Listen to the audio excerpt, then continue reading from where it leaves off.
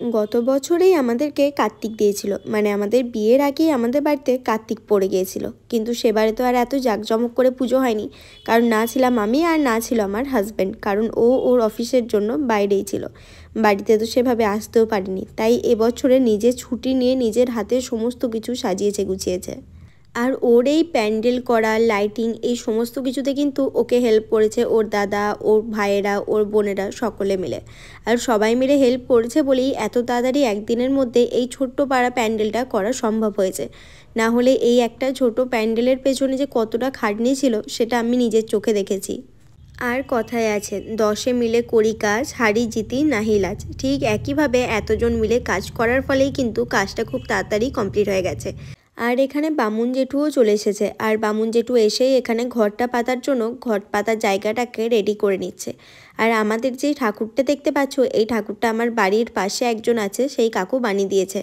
আর টাপ্পি এই ঠাকুরটাকে খুব সুন্দর করে সাজিয়ে দিয়েছে। টাপ্পি মানে হচ্ছে ওই কাকুটার মেয়ে। ও কিন্তু হাতের কাজ খুব ভালো করে।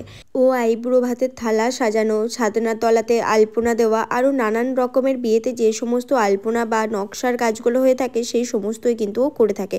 তাই আপনারা যদি চান ওর সাথে কিন্তু যোগাযোগ করতে পারেন। ওর পেজের লিঙ্ক আমি এই ভিডিও ডেসক্রিপশন বক্সে দিয়ে দেবো।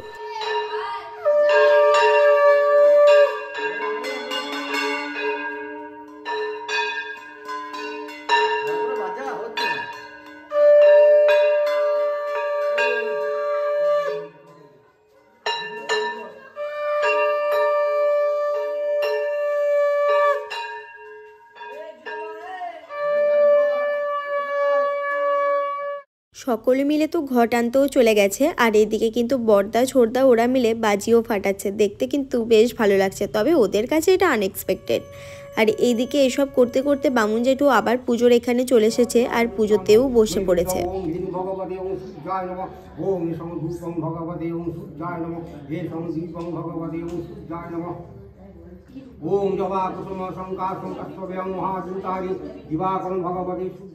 সারাটা দিন উপোস করে থেকে আমরা দুজনেই কিন্তু পুজোতেও বসে পড়েছি। যদিও সারাটা দিন উপোস করার জন্য নিজেদের খুব একটা প্রবলেম হয়নি। হ্যাঁ, তবে মাঝে মাঝে খিদে পেয়ে যাচ্ছিলো আর বলেও ফেলছিলাম যে খুব খিদে পাচ্ছে। কিন্তু কী আর করা যায় বলুন, এইগুলো তো মেনে নিতেই হবে। আর এখানে আমরা দুজন মিলেই ঠাকুরের কাছে প্রণাম করে নিচ্ছি।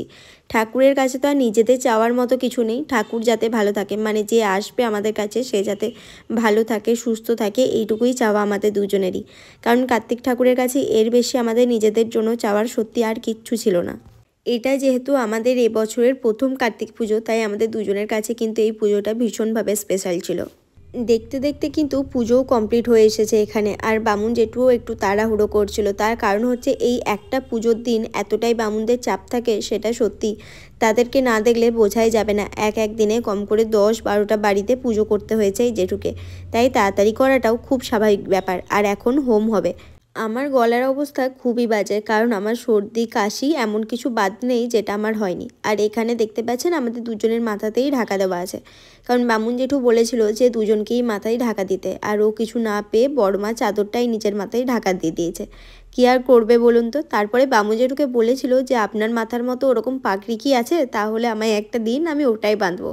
কিন্তু জেঠু বলল যে না, ওরকম আর কিচ্ছু নেই। তাই ও ওই চাদরটাকে মাথায় দিয়েই বসেছিল। আর এখানে দেখুন আমার বর লজ্জা পেয়ে গেছে, কারণ চাদর মাথায় দেওয়া আছে বলে।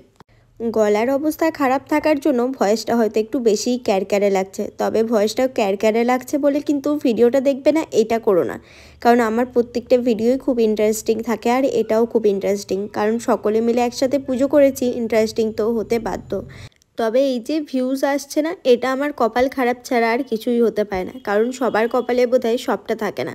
তাই জন্য হয়তো এই ভিডিওগুলো নিয়ে এত পরিশ্রম করার পর, খাটাখাটনি করার পরেও সেভাবে ভিউজ পাচ্ছি না। কারণ মাঝখানটা যথেষ্ট খাটাখাটনি করছিলাম ভিডিওর জন্য, শুধু আমি একা না, আমার হাজব্যান্ড দুজন মিলেই করছিলাম। কিন্তু এই ভিউজ না আসার কারণে আর এটার প্রতি সেরকমভাবে ইন্টারেস্টও নেই। আর দেখতে দেখতে কিন্তু এখানে পুজোও কমপ্লিট হয়ে গেল। আর হোমের ফোঁটাটা বামুন জেঠু প্রথমে ঠাকুরের কপালে দিল, তারপর নিজের কপালে পড়লো। আর এখানে আমার হাজব্যান্ডের কপালে, আমার কপালে, ইভেন এখানে প্রত্যেকের কপালেই দিয়ে দিয়েছিল।